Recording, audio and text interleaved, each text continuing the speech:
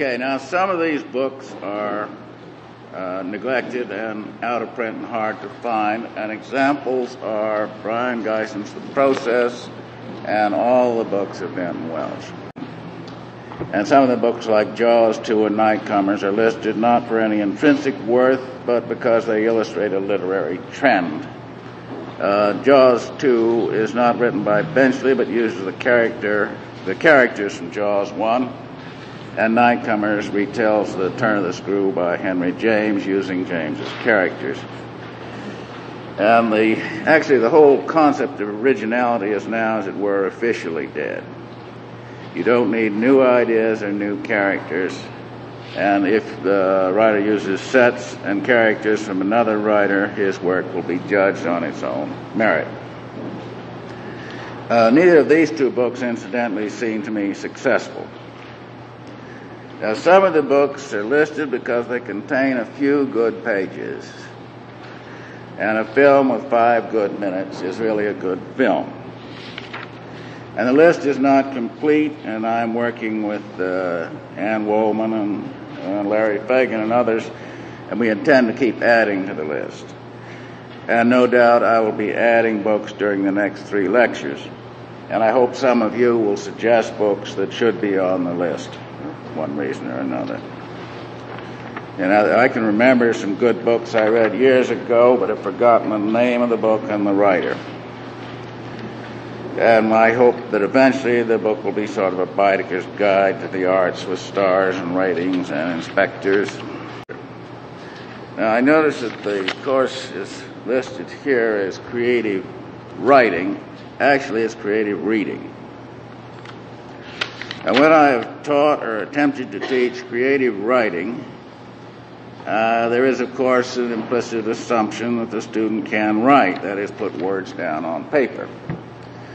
So I'm assuming that the students in this room can already read, in the sense of being able to read words on paper.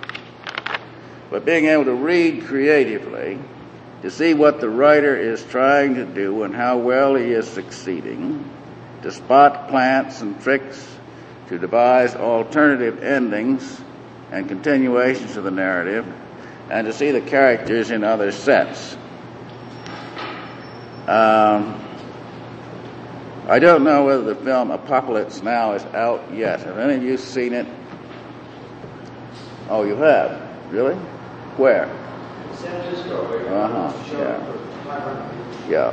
Well, that is based on Heart of Darkness, and using, I don't know that it actually uses the same characters, but it definitely is based on Heart of Darkness by Conrad.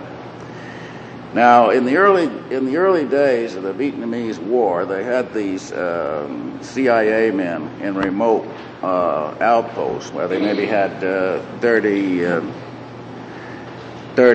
people, 30 partisans, armed partisans.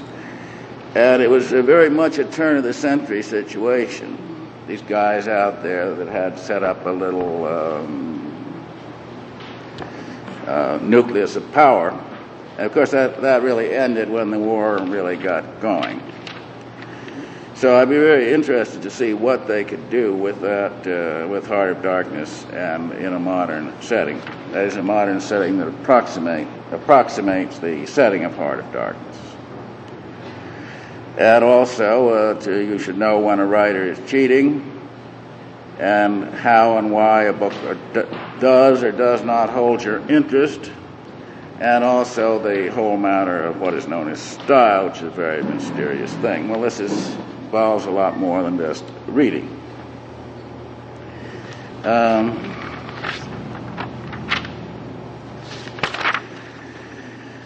Consider what actually happens when you read. I wrote and recommend a little booklet called The Book of Breathings on Egyptian Hieroglyphs, pointing out the difference between pictographic or calligraphic language and an alphabetical language like English.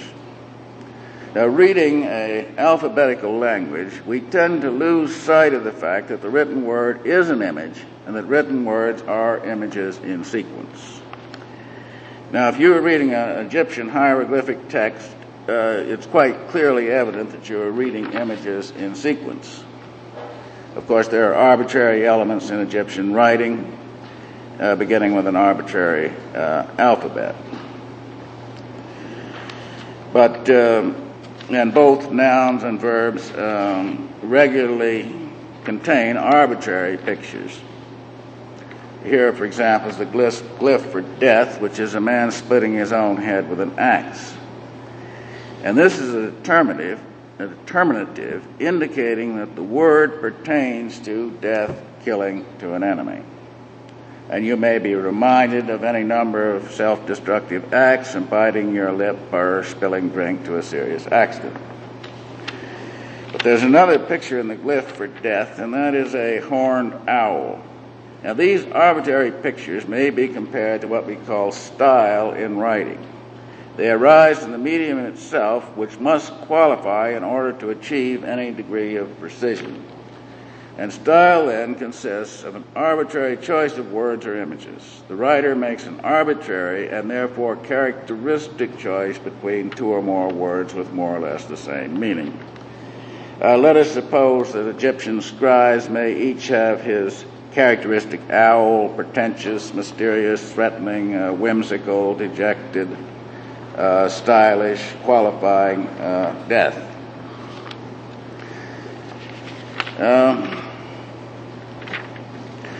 As I said, I've had occasion to doubt the validity of writing courses, but I think in reading, comments can be helpful, as I know from my own experience. Someone whose opinion I respect has recommended a certain book at a certain time, and time is very important too. And I said, well, I looked at it and couldn't get interested. And then he said, well, look again. This happened with Beckett's What, and when I looked again, I saw what a really great book it is. In other words, a book that may mean nothing to you at one time may mean a great deal at another time. And that's one of the purposes of this book list. You may find that your interest in one of these books at just the right time, that you intersect one of these books at just the right time, maybe months or years from now.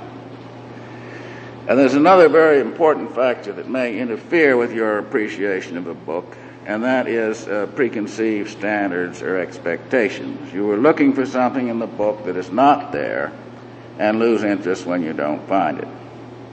The book does not conform to your preconceived standards, or you may have preconceived expectations. Now, some of you may have classified An Outcast of the Islands, and the same is true of Lord Jim, as an old-fashioned novel rather like Dickens, far removed from present-time realities. And you may fail to perceive that personifying the weather is not just a creaky old-fashioned device, but is here used, that is, I'm talking now of The Outcast of the Islands rather than Lord Jim, is used designedly to evoke a hollow cardboard world where white shadows play out charades of greed and selfishness and stupidity and corruption like so many animated cartoon figures. I think that An Outcast of the Islands would make a very good film, but I don't see either Lord Jim and The Great Gatsby, the two books that I will be talking about in this course, as film material.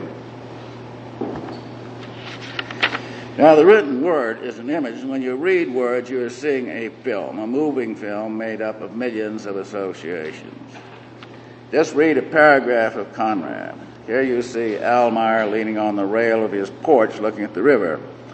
Now, the film you are seeing is made up of pictures you may have seen or imagined of such a jungle outpost. Of course, we aren't all seeing the same film when we read the same book. Someone who had actually been to the islands would see a different film from one whose pictures of the area are all secondhand, are derived from the movies or the National Geographic novels or paintings. And many of my own pictures of Conrad sets derive from my personal experience of South American jungles. And similarly, someone who has actually lived through the 20s, as I have, will see a different film when he reads Fitzgerald from someone who has not had personal experience of the Jazz Age. point is that when you read, you're seeing a film, and if you don't see anything, you won't read the book. Now, ask yourself exactly how this film is being evoked, how successful the writer is in making you see and experience what he is writing. Now, I'm postulating that the function of art, and I include in this category creative work in science, that is, creation in the widest sense, is to put us in touch with what we know and don't know that we know. You can't tell anybody anything he doesn't know already.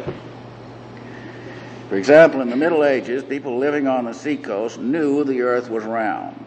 They believed the earth was flat because the church said so. In the same way, when Cézanne first exhibited his pictures, the public was so incensed that they even attacked the canvases with their umbrellas. They couldn't see that these were pictures of apples, fish, simply seen from a special angle. And it took Joyce's Ulysses to make people aware of their own stream of consciousness. The same thing happened in 1959 when Brion Gysin introduced the cut-up method. Now, the cut-up simply applied the montage technique to writing, which had been used in painting for more than 50 years. And these first cut-ups appeared in Minutes to Go. People were upset, angry, especially critics and other writers. And we were accused of cheating. People felt that it wasn't fair to produce writing with a pair of scissors. We were accused of plagiarism and of promulgating a cult of unintelligibility. Now, an artist sees something and puts it on canvas or paper or film, and at first the public does not see it. There is rejection, ridicule, and anger, and after a few years, everybody sees it. The cut-ups are now a more or less accepted technique. It was used in performance, and Anthony Balch, a filmmaker, my acquaintance, who was one of the ones to use this technique, showed Nicholas Roeg the film cut-ups and explained the technique, and pretty soon the expansion of awareness becomes common knowledge. Now, in my creative writing courses, I suggest some exercises designed to increase the focus and range of awareness by making us aware of what we know and don't know that we know. These exercises are equally applicable to reading. And like all exercises, they are not ends in themselves, but simply intended to develop habits of observation and awareness. Well, just take a walk, paying close attention to what you see and hear, and particular attention to what you are thinking when you read that sign, passed that person, saw that car. Now come back and sit down and write what you have just experienced. Now, you are examining a definite time section, and this will teach you something about the basic nature of time and events in time. You can carry the exercise further with a tape recorder, recording as you walk and then playing the recording back and placing yourself back where you were a few minutes or however long ago. And you are actually learning to travel in time. We travel in time all the time, actually. And, of course, you can also take along a camera and take pictures. You do this for a few days, and you'll begin to notice that street signs, car license numbers, passing strangers are saying something to you. I can cite examples from my own experience. Yesterday, on my way back from the liquor mart, I was thinking of a book called The Wicker Man. I've been sort of reading that. It isn't very good. But anyway, the protagonist is a religious policeman, a religious police sergeant. That's the worst kind, a religious cop. And this phrase in the book crossed my mind. I'm a police officer. When I ask questions, I expect answers. And just then a police car cut in from Grove Street right on cue. Now, things like that happen all the time if you will just pay attention.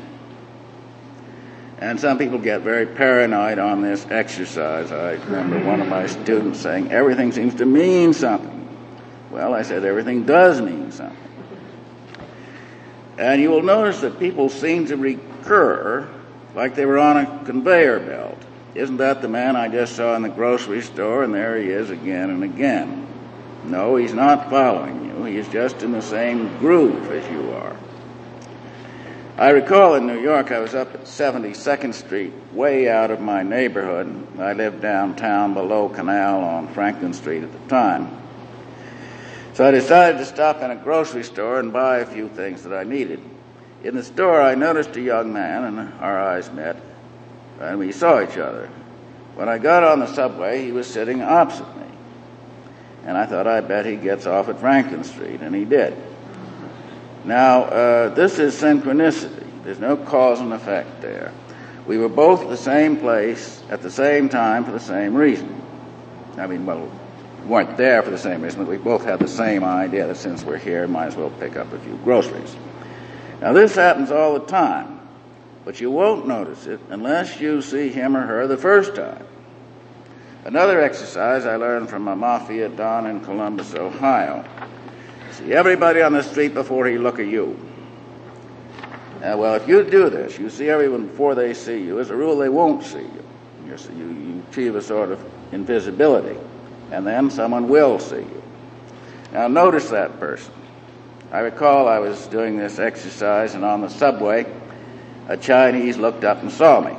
Well, the Chinese are old hands at that game.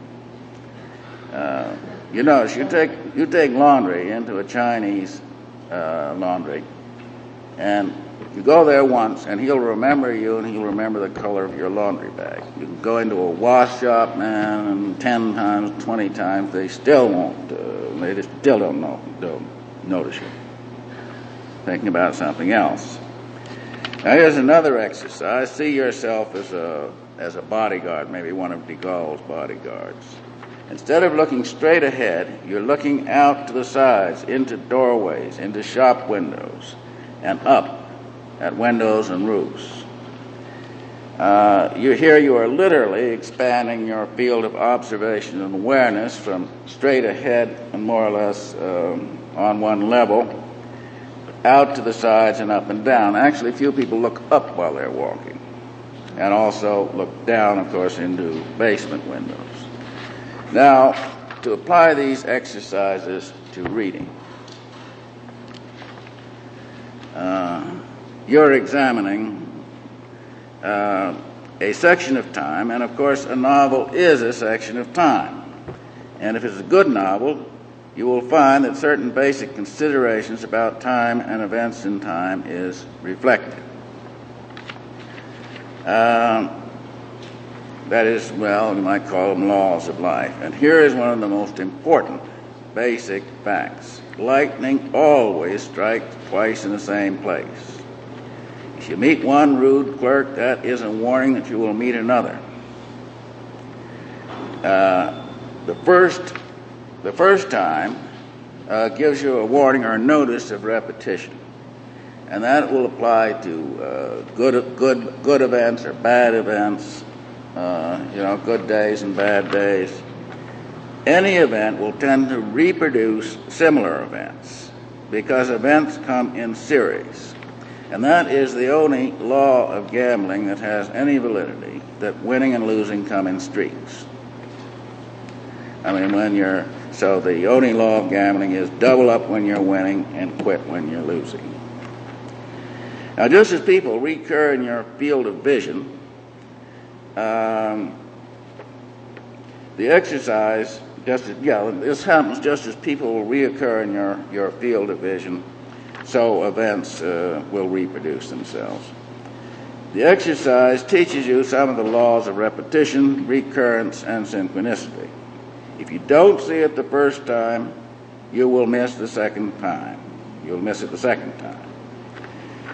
That is, if you don't see something the first time, you're going to miss it and miss a second chance. And both of these books are essentially about, Lord Jim and The Great Gatsby are about a second chance.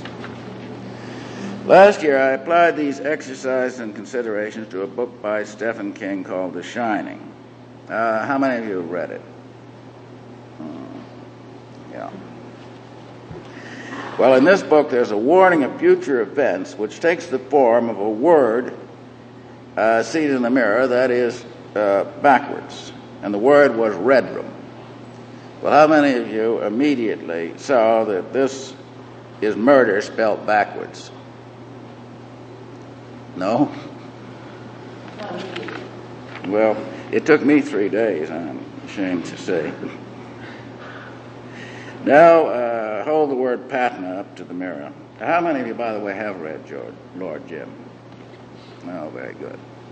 Well, hold the word Patna up to the mirror. It's a tap. And Jim was warned as clearly as a tap on the shoulder. Destiny, the hint's importance of things to come, is always there at the periphery of your vision. If you don't keep your eyes open for the warning, the event will take you by surprise, as Jim was taken by surprise. Well, he complains that the whole thing is unfair. It came out of nowhere. But actually, he was clearly warned. Did you all notice where in the narrative Jim got his tap on the shoulder, his warning from Captain Destiny? Anyone?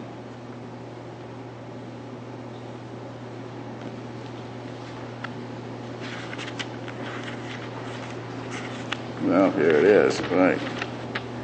Literally. On the lower deck, in the babble of 200 voices, he would forget himself and beforehand live in his mind the sea life of light literature.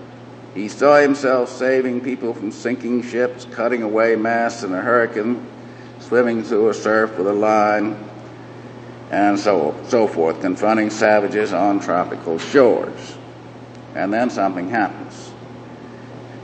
Something's up, come along. He leapt to his feet. The boys were streaming up the ladders. Above could be heard a great scurrying about and shouting, and when he got through the hatchway, he stood still as if confounded. Jim felt his shoulder grip firmly. Too late, youngster, the captain of the ship laid a restraining hand on the boy, who seemed on the point of leaping overboard. And Jim looked up with the pain of conscious defeat in his eyes. The captain smiled sympathetically. Better luck next time. This will teach you to be smart. Absolutely clear warning of what happened on the Patna. Now here he is on the Patna. He had unbounded confidence in himself. There was nothing he could not face. He was so pleased with the idea that he smiled, keeping perfunctorily his eyes ahead. When he happened to glance back, he saw the white streak of the wake drawn as straight by the ship's keel upon the sea as the black line drawn by the pencil upon the chart. And then the boat hits this, probably a sea log wreck, and he's taken completely by surprise because he wasn't there. He was up floating around in some visions of self-glorification from fiction.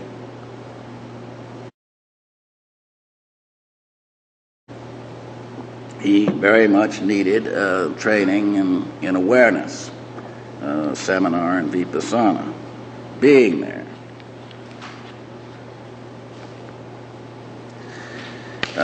And this, of course, must go back to an earlier incident, probably in Jim's childhood, which we don't hear about. He is compensating for some basic flaw or fear. But he isn't facing the basic flaw. He is running away into fictional exploits, as he does in the course of the book. And there's a very definite comparison to the neurotic personality that is overcompensating for something lost. You can see his wife screaming from a New Yorker cartoon, "What are you trying to prove?" Jim's abandoned ship just as the neurotic abandons control of his own body and nervous system. Now, that is, he's overcompensating here for something. There was something wrong to begin with, and then he overcompensated for that with these fictional exploits, and as a result, the actual emergency caught him completely unprepared. Now, actually, he seems to have blacked out when he jumped off the ship. As you'll recall, he said the third engineer had collapsed and died, and Jim said, I stumbled over his legs. And he was over here, and the next thing is he stumbled over this man's legs, not aware of having moved. And also, then he says, I had jumped, it seems. Marlowe says, yeah, it looks like it. But he apparently blacked out and didn't remember that. Just as the neurotic forgets the trauma itself and is left with the crippling results. And Jim had forgotten the jump itself, and only the disgrace and the dishonor remained, which he felt very keenly. Now, then it's...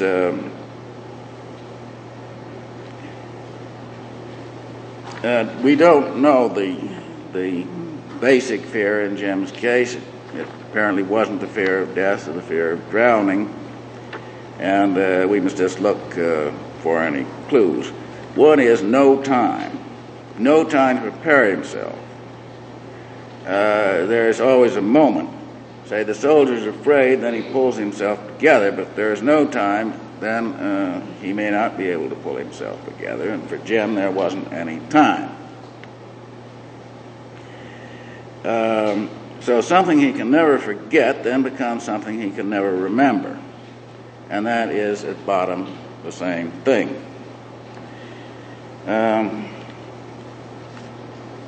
He couldn't remember having jumped, which means that he simply couldn't face the thoughts and feelings he had at that time.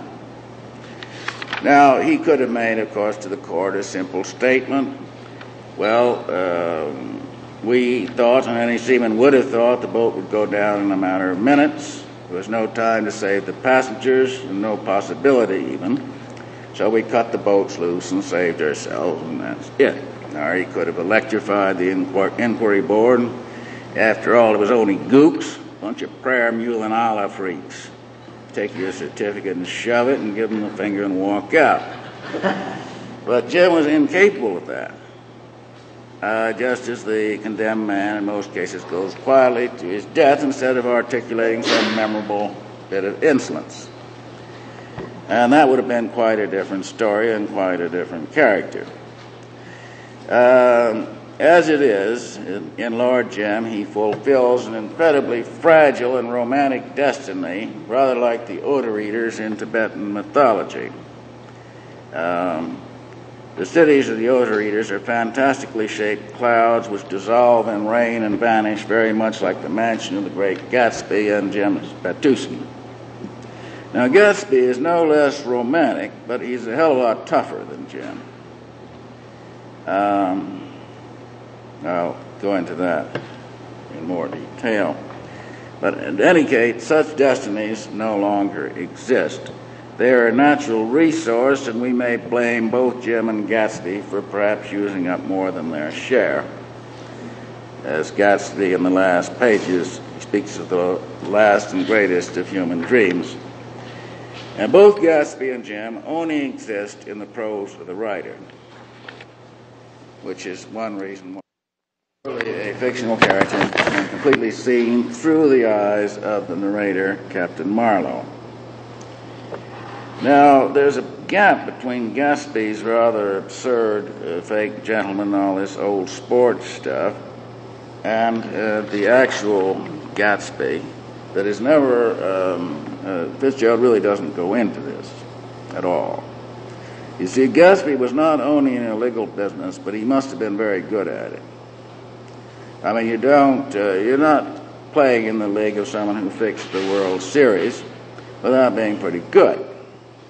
But we don't see this side of Gatsby at all. We just see him as sort of a dope, who rents this big house to impress a girl, to impress Daisy.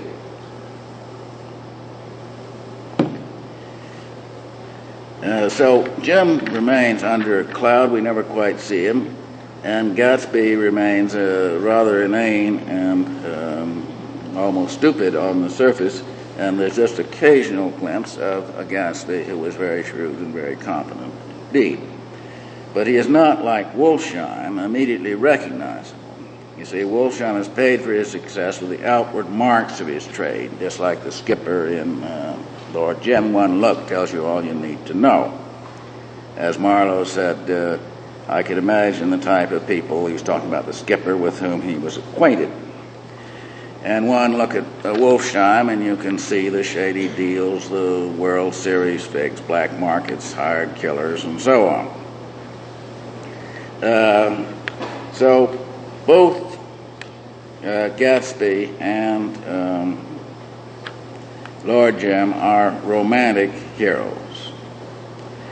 Now, heroes must die, by and large. Otherwise, they lose their heroic quality. Imagine if Jim had been a bit duller, if he had stuck to the ship, of course there wouldn't have been any story. Or suppose he had stayed on in Petusan to become a living anachronism, photographed and written up in the newspapers. Or suppose Gatsby had married Daisy. Here he is, a bit paunchy and drinking too much and putting on his tuxedo to attend some dull party, old sport. Spurious, inessential ghost, rather like the Duke of Windsor. So he would have lost his heroic quality if he had lived. Same is true of Jim, of course. Now the universe of Jim is it seems quite remote from present time, as does the universe of Fitzgerald. And it's a very fragile universe. But they're both very precisely placed in time. Conrad's time there runs from about 1860 through the First World War, and Fitzgerald is even more definite from the American entry of war into the war in 1917 through 1929. That is the only period in which Gatsby could have existed. As Gatsby himself could only live and breathe in the 1920s, and Jim could only live and breathe in the 19th century. Sort of clear Monet light of the 19th century. Now, both universes are not yet darkened by the atom bomb, nor are they illuminated by the hope of space exploration, the possibility of transcending the whole human condition through genetic engineering or achieving immortality through cloning. These didn't exist for Jim nor for Gatsby any more than the certainties of that time. Fitzgerald's belief in the American dream as money, and Conrad's implicit belief in a fixed code of conduct.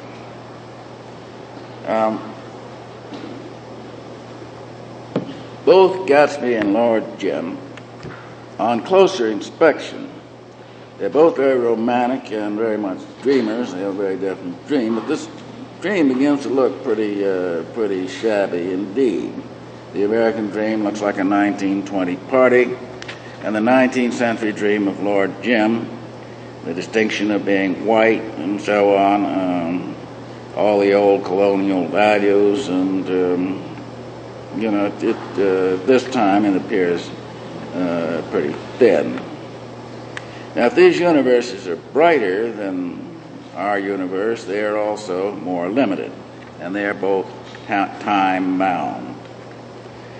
And they are both creations of the writer, literally having their breath of life in the prose of Conrad and Fitzgerald, and therefore they both require the midwifely services of a narrator.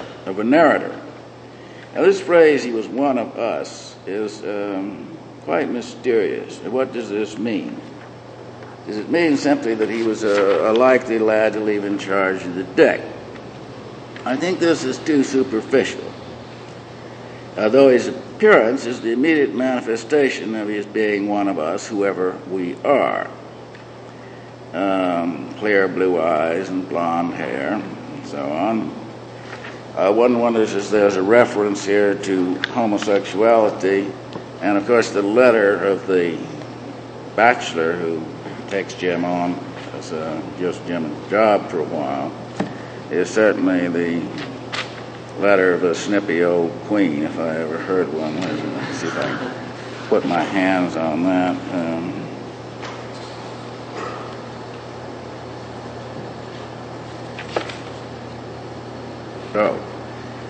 When Jim leaves, there are no spoons missing as far as I know. I haven't been interested enough to inquire. He is gone, leaving on the breakfast table a formal little note of apology, which is either silly or heartless, probably both. It's all one to me. Allow me to say, lest you have some more mysterious young men in reserve, that I have shut up shop definitely and forever. Do not imagine for a moment that I care a hang, but he is very much regretted at tennis parties. For my own sake, I've told a plausible lie at the club. Ingrates, every one of them ingrates, obviously. Well, as Fitzgerald refrains from looking at the other side of Gatsby, the Gatsby who actually conducted a very successful illegitimate business, a number of very successful illegitimate business ventures, so we don't have any glimpse of Jim's sexual life at all. And one wonders where some of these flights of fantasies was lifted him off the deck so that he wasn't in present time when he should have been, when there was an emergency, were of a sexual nature.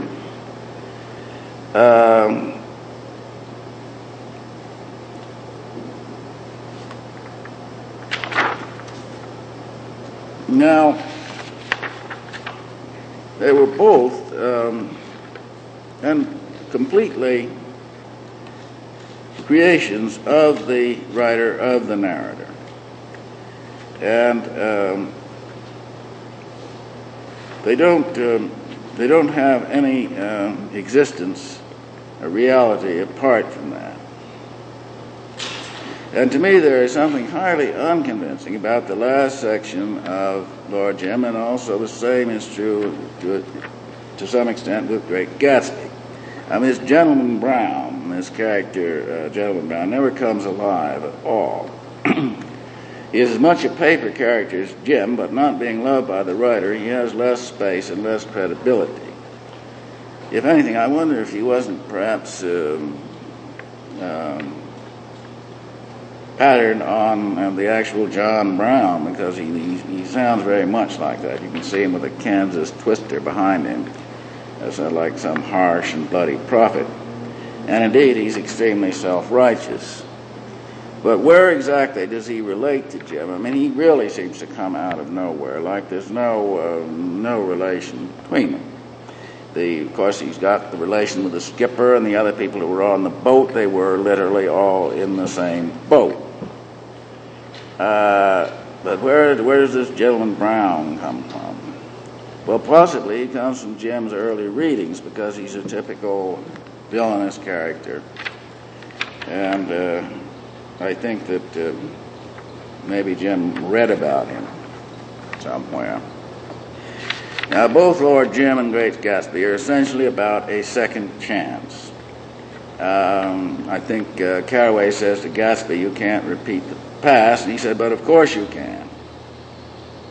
And this, I think, is what he means by the last and greatest of human dreams, and of course what America was about was a second chance, the American dream.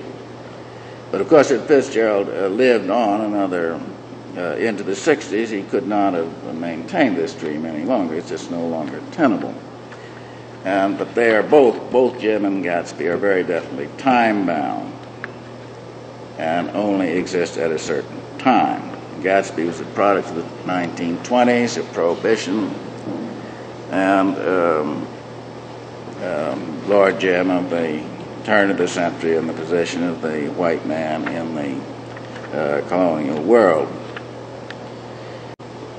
The only man that came to Gatsby's funeral says, took off his glasses and wiped them again outside and in. The poor son of a bitch, he said. Now, that was exactly what Dorothy Parker said at Fitzgerald's funeral, which sort of ties up the identification of Fitzgerald and the Great Gatsby. And both Gatsby's mansion and Jim's Petusian are equally fragile, the same sort of quality, ephemeral, shimmering quality of a mirage, just disappear at any moment. And of course, there's very definitely, implicitly, the fact that both writers are chronicling a white world. And this is so basic they don't even think about it. I think Tom Buchanan is talking about the breakdown of morality and the fact that first thing you know, whites and blacks will be coupling together, and Jordan says we are all white here. Well, you can really say that again. They sure were. They both realized the dream, their actual dream, briefly. I think presumably Gatsby has it off with Daisy in a pile of expensive shirts, and of course Jim's Petusian. Now we'll stop briefly for some discussion, and I'd like to read a few passages from illustrated passages from these books.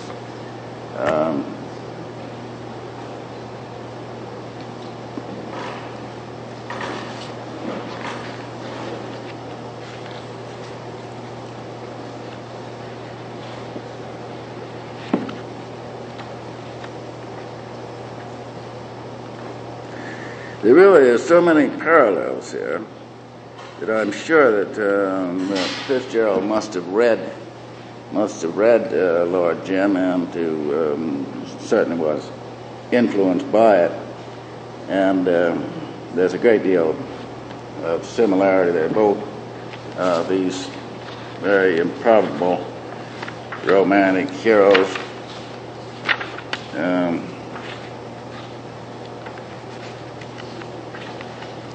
How many of you saw either of the films? Were they any good? Not the Great Gatsby. Well, I don't think that The Great Gatsby is film material. I mean, the whole point of it is in the prose. You take for example, the last page of The Great Gatsby, which is, I think, one of the finer passages of prose in the English language. But how can you translate that into film terms? You can't really, except by the very unsuccessful device of having a narrator speaking over the film, which just never works. I think they used that, didn't they, in The Great Gatsby? Yes. Caraway, yes. Caraway actually reads this, says it, yeah. What was that last one? Pardon? What was that last one? Oh, that, well, you've got a passage, a prose passage, like the end of The Great Gatsby, but I don't see any way that it's a great prose passage. I see one of the great prose passages in the English language, really. But how can you turn that into film terms? I don't think you can. And most of the book, it obviously is not written to be a film. And I think the same is true of Lord Jim. It's I don't see how you can make it. Who saw Lord Jim, the film? How was that? It's been years. Yeah. It was Peter O'Toole, wasn't it? Yes. It was pretty poor because they were trying to get the images, image for image from the book, that makes sense of how to make a structure. Yeah. The vector book is at 116 times, Yeah. something like that. It's still fails. Well, did it follow the book very closely? Yeah. To the end where the doorman shoots him? Yeah. Yeah. Just the rhythm of it was very good. Yeah. Well, as I said, I can't see either one as a film, really.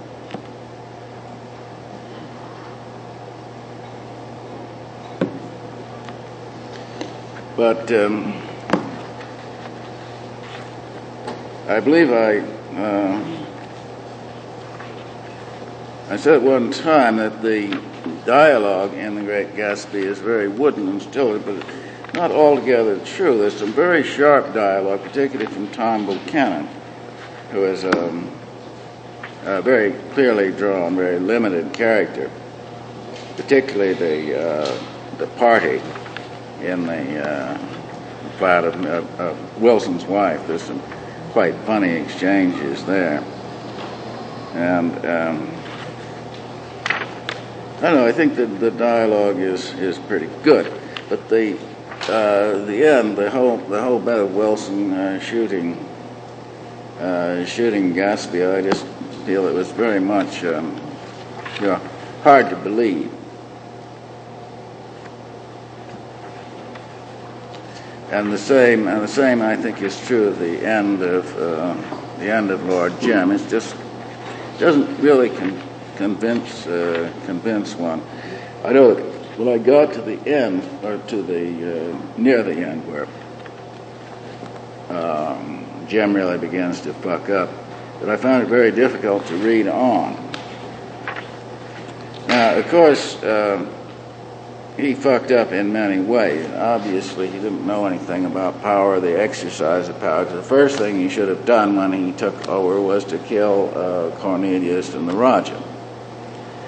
And not to have done so, it isn't just himself and his own ideals of conduct that is at issue there. He was endangering his friends, and his remissness in that respect in leaving Cornelius alive, of course, led to the death of Doramin's son, and also endangered Captain Marlowe himself.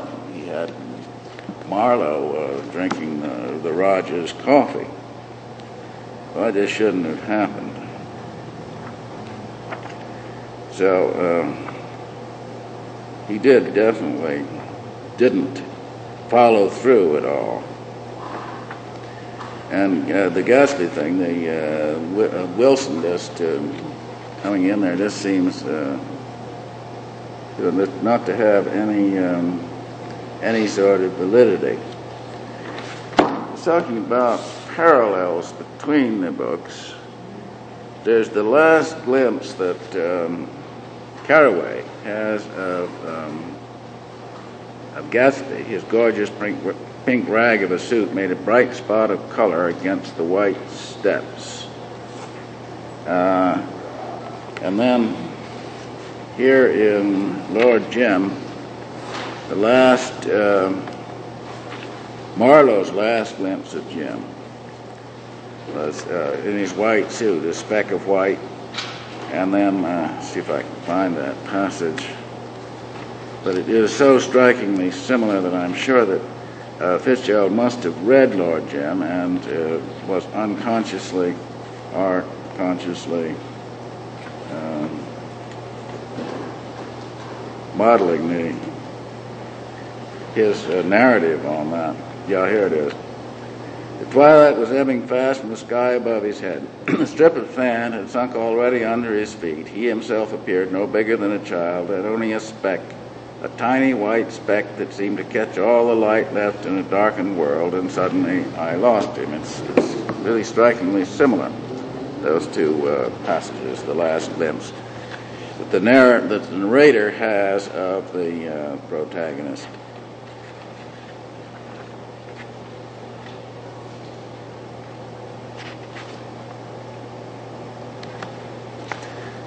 And then he speaks of that unfamiliar yet recognizable look that was back again on Gatsby's face. Well, that unfamiliar yet recognizable look is the Gatsby who was engaged in all these illegitimate enterprises and was very, very good at it indeed. And every now and then, Gatsby, who mostly sounds really just very stupid and very inane with his old sport and all his lies about tiger hunting and everything, will come out with something very sharp, like he says, here we are.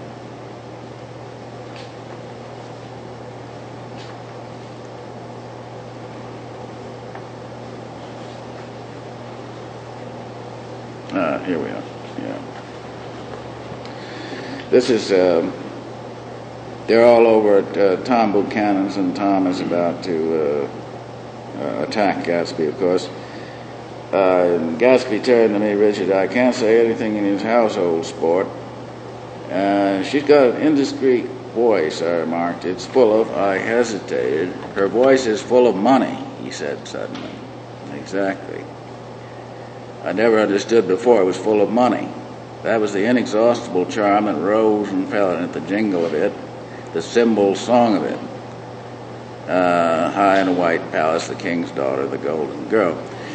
And when it comes right down to it, the American dream, as articulated by Fitzgerald, is just that. It's money. It's houses on Long Island and big cars and swimming pools. Pretty thin. So I say that Fitzgerald would not have been able to maintain, to believe in the American dream if he had lived very much longer.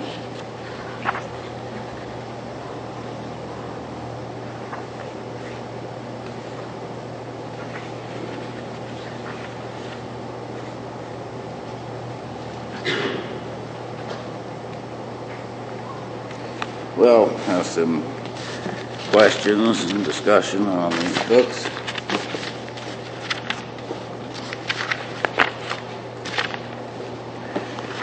I was reading them both for the second time, and I think they both reread very well. I think that seems to me to be one of the marks of a good book, if you can reread it, or reread it any number of times. How many of you were rereading these two books? Yes. How did you find that they reread? Well,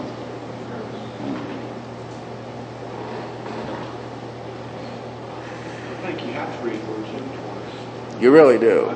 You really do. Yes. Well, were you struck by the parallels and similarities of the two books? Well, the romantic hero. The romantic hero, yes.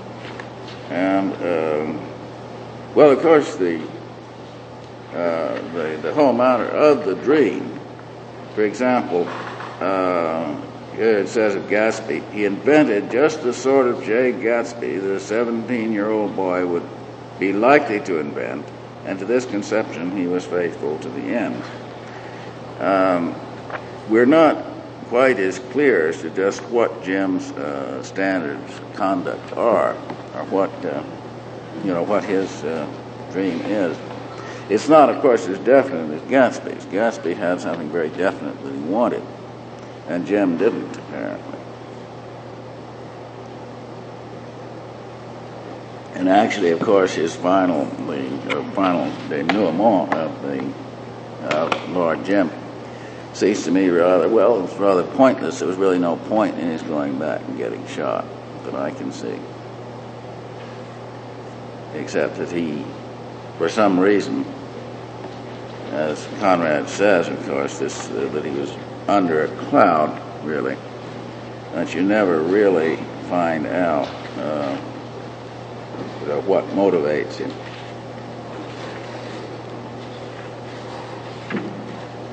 There are a number, of course, of loose ends in this book. The suicide of Brierley remains very mysterious. I thought a lot about that, and I can't see any reason for it. But almost as if the writer was cheating a little bit there. Does anyone have any ideas on that as to what could possibly have been? As a possible. Just as a possible. Yeah. Just that Brierley was so that he never been caught off guard. He wants to. I think that's an immediate assumption. And Yeah. you wonder how right that could be. Yeah. Well, he also jumped off the boat. Yeah. But I don't know. It isn't made at all clear. It's very mysterious. But he was very concerned with Jim. Because what Marlowe's saying, he's one of us. And who's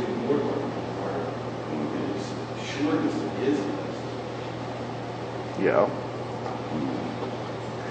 I know they have a few of the reviews of Lord Jim in the end of this edition, the Pan edition, and they comment on that, the fact that Brierly's suicide is never really explained.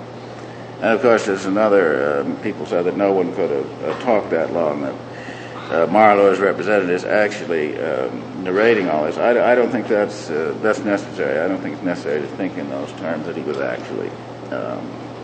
actually talking.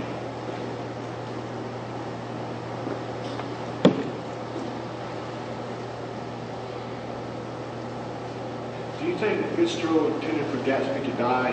He dies almost innocent, like, he's murdered for something that he did, It was completely sort of random. In the first place, Wilson was the wrong man. One wonders, because he was in one of those inflatable rafts, why the bullet didn't go through and sink the raft. Things like that. But it just doesn't, both books, it seems to me, are sort of unconvincing at the end. I was never at all convinced by Gentleman Brown, or that whole incident. It just doesn't seem to really add up to anything. I think the same is true of the end of Gatsby. Do you think Fitzgerald may have been some way justified that Gatsby died in the book? Any kind of justification for it all, that he did die? Well, it seems that he would have to die. I mean, as I said, heroes, they don't die. What can you do with them? I can't think of any other, but I just think that his death seems sort of fortuitous. Much more likely that it would, one of Wolfsheim's boys or something like that would have happened. Yes. I wondered if you knew that Fitzgerald wrote that in writing The Great Gatsby, one of his purposes was to use the same type of story structure that Conrad used in writing Heart of Darkness. No. Yes, he did. And he called it, Fitzgerald said that he called it a structure with a dying fall at the end. He put pages in one beautiful prose at the end of the book, which is what Conrad had done in Heart of Darkness. And in starting the book, it was partly because he had wanted to use that particular structure. That's very interesting. So he did actually mention Heart of Darkness. Yes, he did actually say that. Yeah. Well, I felt sure that he must have been thoroughly conversant with Conrad's books.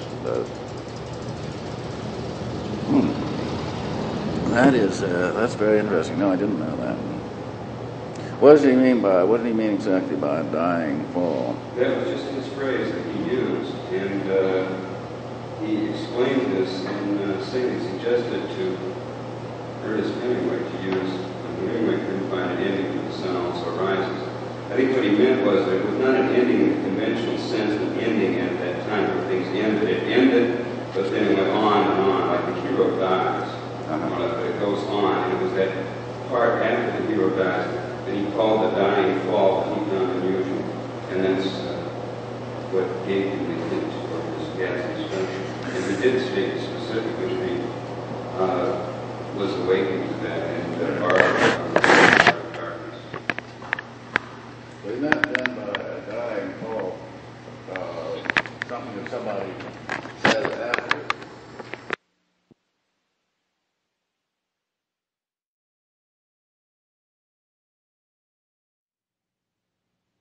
Yeah, no, I didn't know that he had said that. I made the comparison with Heart of Darkness. I read that into his letters. He's right. Yeah. He explained it.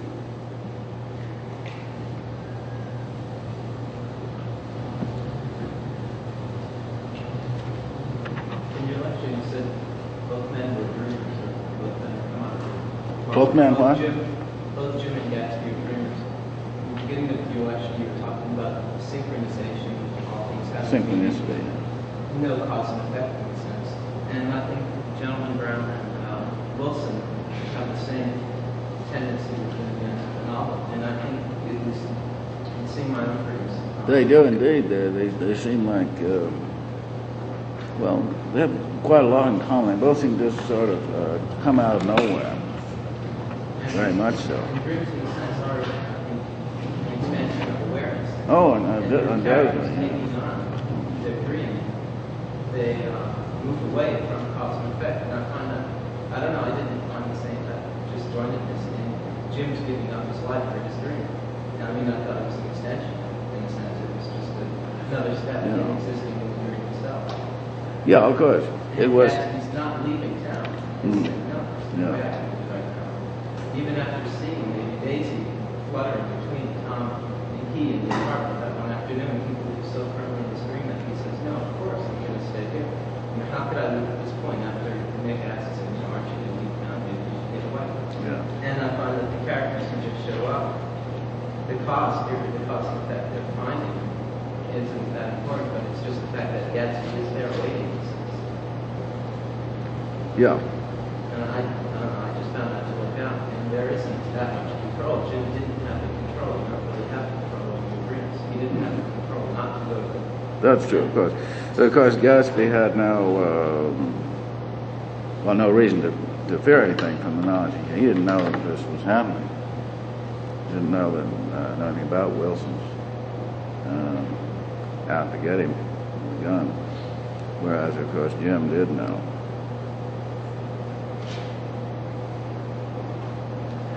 But Wilson does seem just he doesn't ever convince as a character, either in his motivations. I mean, just seem to be completely hidden. But at least it seems to In other words, well, yeah, well, both he and Brown are both a little bit crazy. There's that. Any other questions or comments on these two books? Well, I'll speak briefly about some of Conrad's other books. The Outcast of the Islands, how many of you have read? That was, I believe, his second book. No one? No one has read it. It's there's nobody comparable to Jim. Everybody is much simplified, much more simple characters in that book, and the emphasis seems to be on the sets more than on the characters. But it would make a good film because it is essentially a novel of rather simple corruption.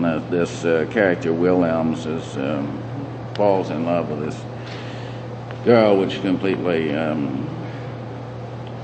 ruins him. He just deteriorates.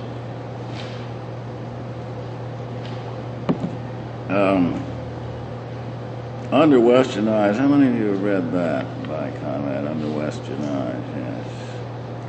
That, I think, is a very good book and would make an excellent film. I'll talk more about that in the next lecture when I have my copy, which is being brought in from Cat's Print. My assistant is bringing it with him. I couldn't get a copy in Boulder here, but there's a book that I think would make an excellent film. It is film material, whereas I don't think that Lord Jim is. It was it was very unsuccessful novel when it first came out. I mean, unsuccessful from the point of view of sales and critics. But there's a superb passage in there that the interview of Counselor McCoolin and Razumov. There's a great passage in Lord Jim here. I'm assembling just passages that I think are particularly good from this whole list. and this would be this passage of the French naval lieutenant describing his experience when he boarded the ship and so on,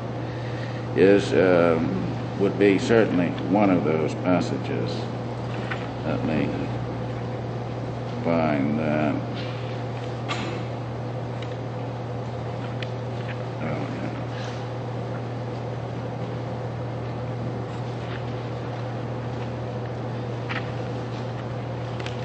yeah. And he, in a way, seems similar to McCullen, Counselor McCullen, in Under Western Eyes. He has the same trick of leaving a sentence unfinished or conveying something just by his, without moving or just by the flicker of an eyelid. Let me see. Oh, yeah.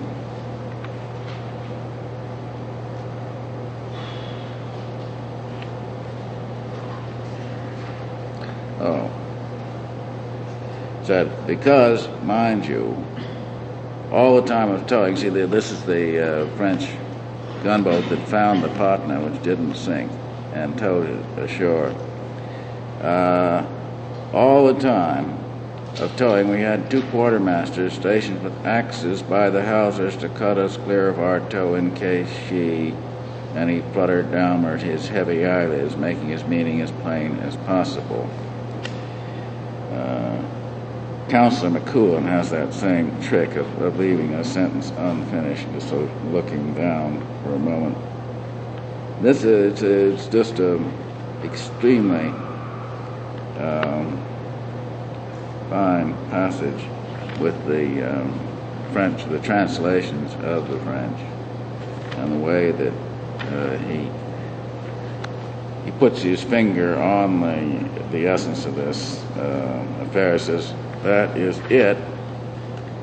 So that poor young man ran away along with the others. And then he has some things to say about fear and the way that everybody experiences it, the necessity of putting on a good face, and of people around you. Enables most people to overcome that fear. He said, man is born a coward. It is a difficulty. And then it said it would be too easy otherwise. It's very interesting. So,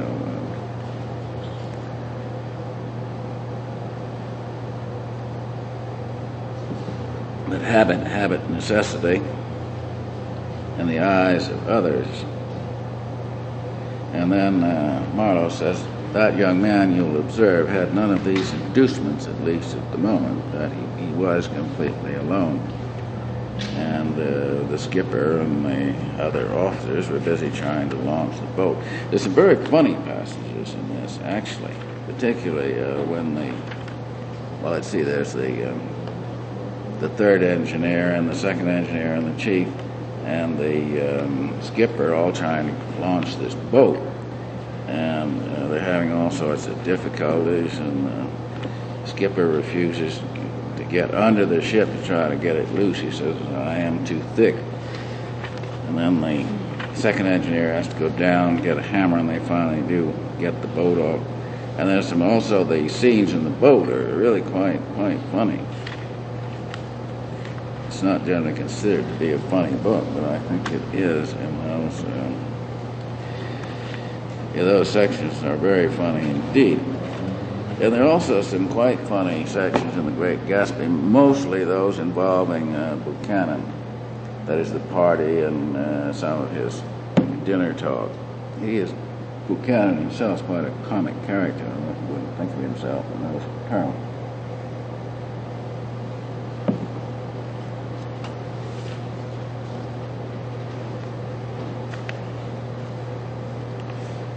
Yes. Are you familiar with the story called No Post in Progress? It's a Conrad short story. And the last half of the movie, The Treasure of the here. Okay. Really? Street Conrad, two totally paranoid traders in the heart of the Congo have a real gothic western shootout with each other. They think they're ripping each other off mutually. No, I haven't read it. Yeah. Might well have that. Yeah. But there's some very he is. I don't think he's ever been appreciated as a humorist. But some of this is very funny indeed.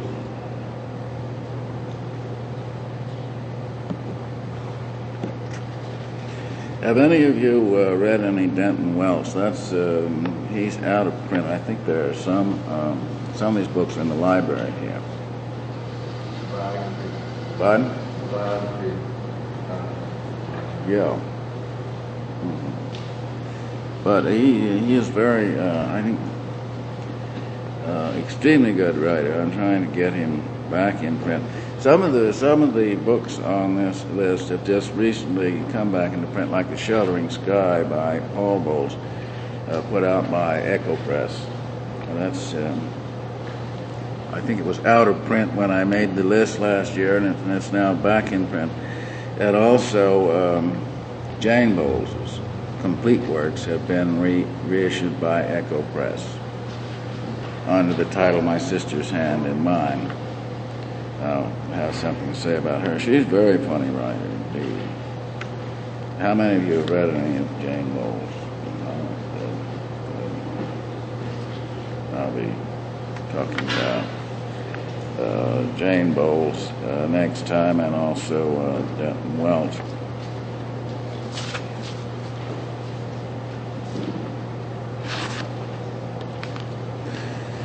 Well, any further discussions or questions? Anybody?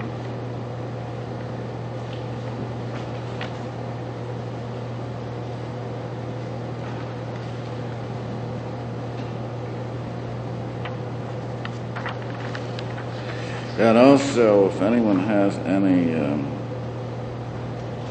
any books to add to this, see, I originally thought of it as sort of neglected books, but then it got beyond that, so that some of them are neglected and some of them aren't. Some of them are quite easy to find, are in print, and others aren't in print and are hard to find. And that's particularly the classic books that I'm interested in adding to the list. But if any of you have any suggestions on books to be added to the list, I'd like to hear them. Notice I don't have many. Yes. What's that? I don't know it. What's it about?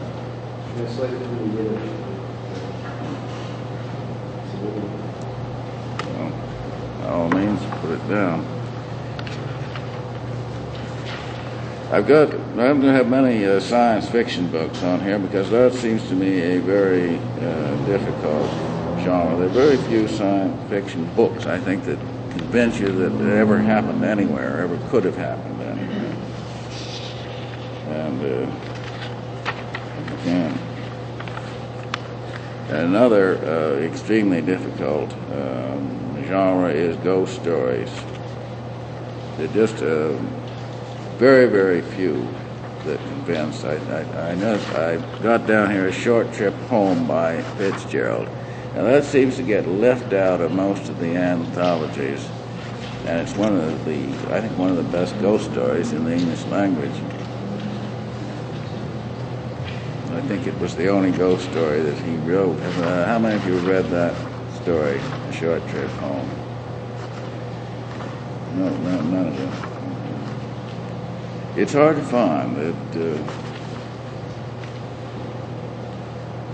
seems to get omitted. I don't know why. What about detective stories? What about detective stories like Rain and Shame?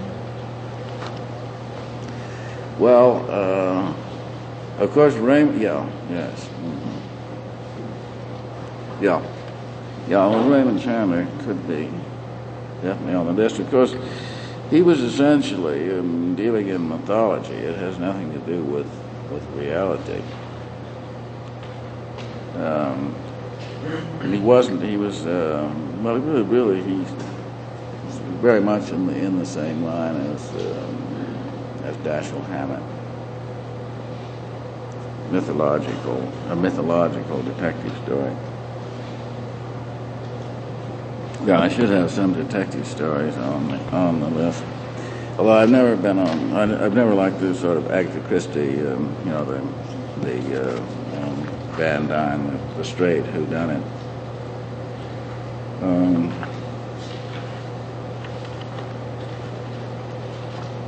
Master and Margarita. Pardon? Master and Margarita and Bulgakov. Mikhail Bulgakov is a Russian. What's the name of it? Master and Margarita by Bulgakov, Russian writer. Is it what is this, a novel or? Yeah, it's a novel. Yeah. Well, if any of you have any books that you think should go on the list, we should write the books down and pass them along to me.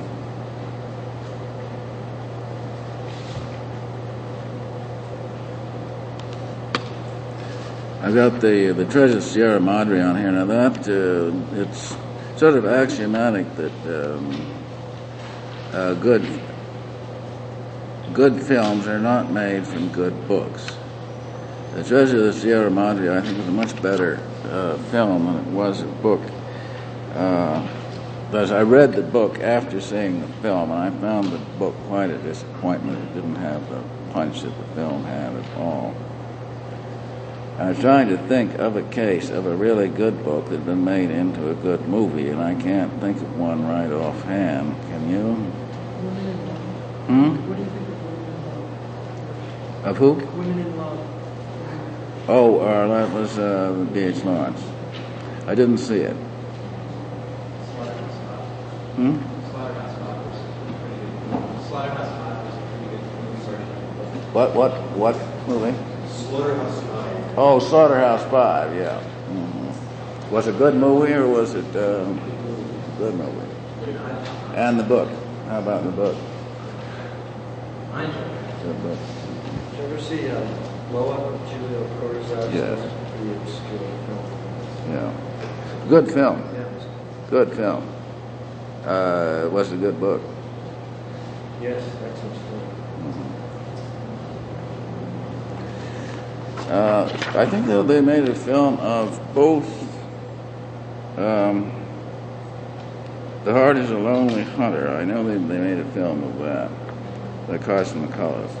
It was not a bad film, but to me, the best thing in The Heart is a Lonely Hunter was the nightmare that this man had that they didn't mention in the film. It was a fair film. But by and large, I can't think of many good books that have been made into good films. I suppose it's you've got a good book that Hollywood considers to be a classic. They can't take the liberties that you have to take with a book in order to make it into a film. Well, yeah, but those. You get something like the Hammett books, those are written like film scripts. Of course, this is getting to be more and more true that people write, they really are writing film scripts.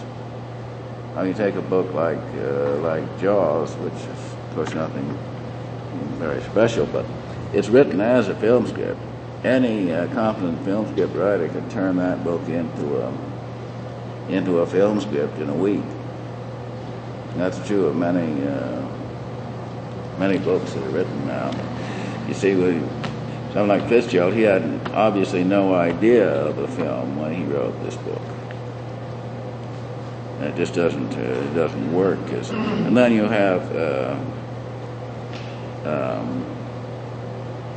books like Conrad, where you really would have to work to find a way of making them into a film.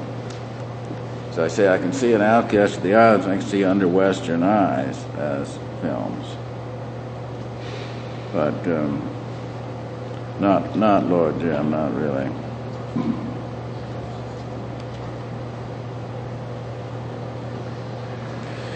See, a film, I mean, even a very simple novel, you can't use all of it in a film. I mean, even a novel as simple as Jaws, they left out. They had to leave out a lot of the subplots. The film, you have to be able to say in one sentence just what it's about. And also, it has to be the film in which this and that happens. That's why people go to see films. This is the film with a mechanical shark. This is the film with a giant octopus. This is the film where the alien eats its way out of the guy's stomach and jumps onto the table. Have you, how many of you have seen this Alien thing? Like I said, I read the book and I said right away, that's the thing, man. That's the, yeah, that's what's they're gonna really do with the special effects. And that's what everyone says the film's about. It's about the alien that eats its way out of the guy's stomach. Well, you have to simplify like that when you're making a novel into a film, because that one was just written to be a film.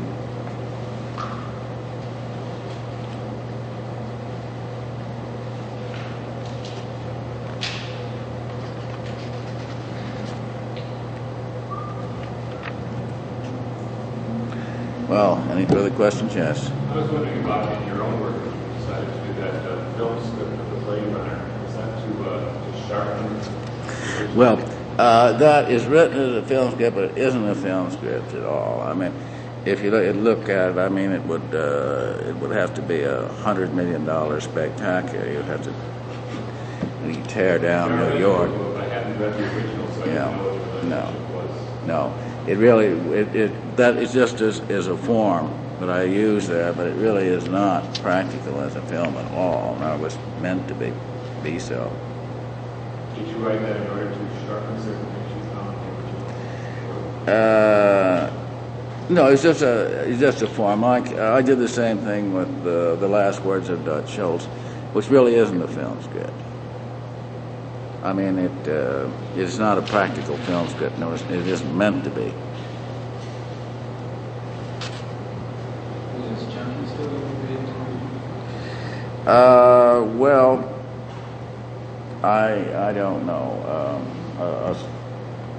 A film project is never dead until you are, really. It's we had some backing and we lost the backing, and then there's talk of more, but and then Dutch Schultz was batted around for about 5 years. So I just don't know. I mean, at present it's more or less at a standstill.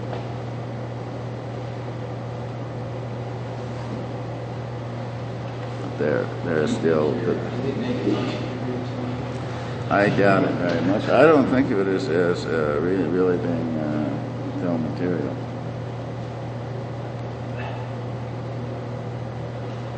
I mean, it would have to be, as I say, very drastically simplified. You'd have to concentrate on one aspect. It's and also it's a film. It's a book with a lot of talk in it. And generally speaking, as far as film goes, the less talk, the better. I mean, people do not make long speeches in films. That's what they say that's wrong with Apocalypse Now. Hmm? That's what they say is wrong with Apocalypse Now. Too much talk. I'd like to see it very much. See what they did with that theme. Well, did it have? How many have seen it? Have you seen it? Yeah. I wondered if it had any actual reference. I mean, if there was anyone who could be identified as Mr. Kurtz in that. Pardon? I read about it. They used the names Kurtz. Oh, they did. And this was, but it's actually taking place in Vietnam at the present time. Brenda plays Kurtz. Yeah, I'd sure like to see that. He's got two engines going for it, and all of the new Hollywood, and one's an action engine, and one's the one that the preview, which is sticking close to the foot. Hollywood pushing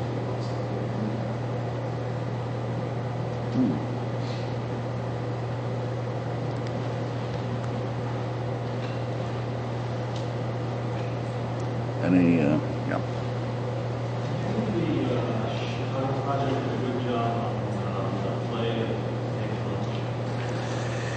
Pretty good. Yeah. Yes, I thought it was creditable. Not bad. Did you see it? Yeah, did have a lot of. You didn't feel it was successful? I don't think that was audience, right? Yeah. Well, I thought it was. I thought it was. Because it wasn't, strictly speaking, a real professional performance, but I thought it was not bad. Pretty good.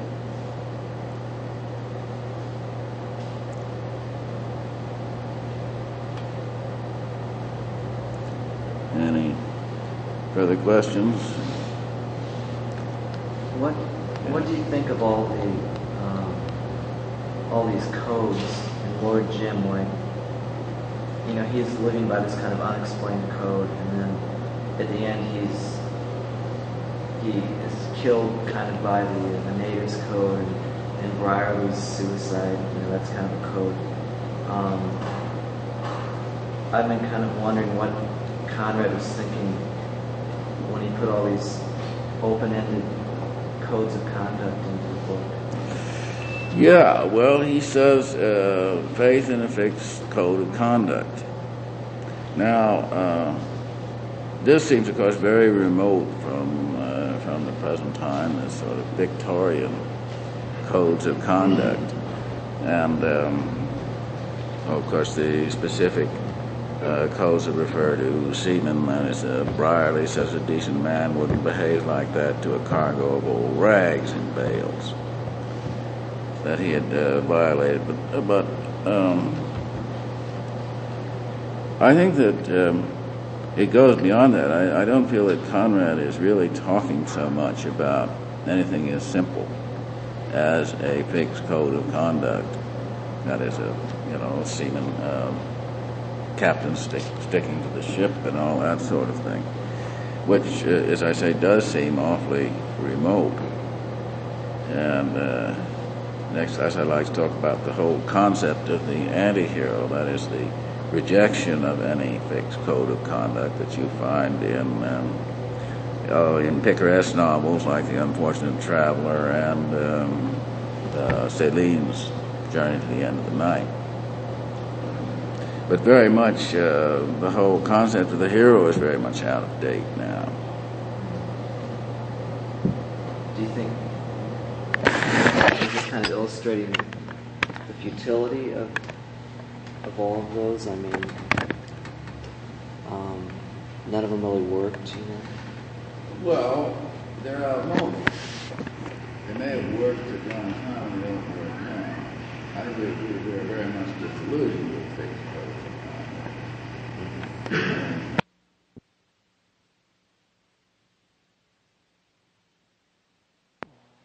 But I don't know what you like to say about them now. So it's that aspect. I mean, the whole Victorian or the 19th century codes of conduct are just completely out now. Of course, that's very important in Lord Jim. It's not very important in Great Gatsby. There doesn't seem to be any fixed codes of conduct there, except very superficial and snobbish ideas expressed by Tom Buchanan as to how people should behave.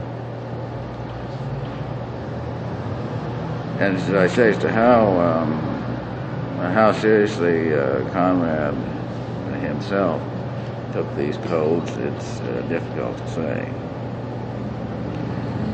But I think the phrase "he was one of us" is not nearly as simple as referring to the fact that he's a good seaman and abides by the code of seamen and sticking to the ship and performing his duties and all that sort of thing. It's something more. Nor is Jim's code of conduct ever made very clear as to why he thinks all this is so important, but obviously he does.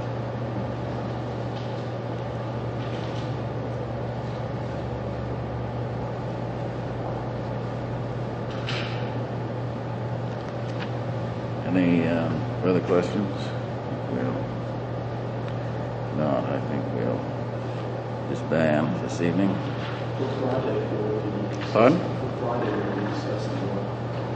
Oh, I cover a lot of material on Friday. I'll speak briefly about under-westernized, and then the whole concept of the anti-hero as opposed to the hero concept in Conrad, in the Lord Jim and the Great Gatsby. I'll be talking about Jane Bowles, Denton Welch, and Journey at the End of the Night and Death in the Installment Plan by Celine. And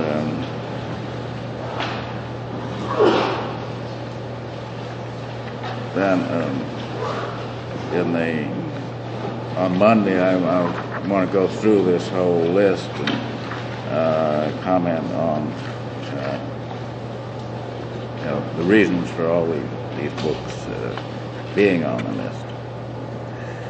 So I'll be talking mostly about the concept of the anti-hero in the next lecture, as illustrated by Jane Bowles, by Denton Welch, and by Celine.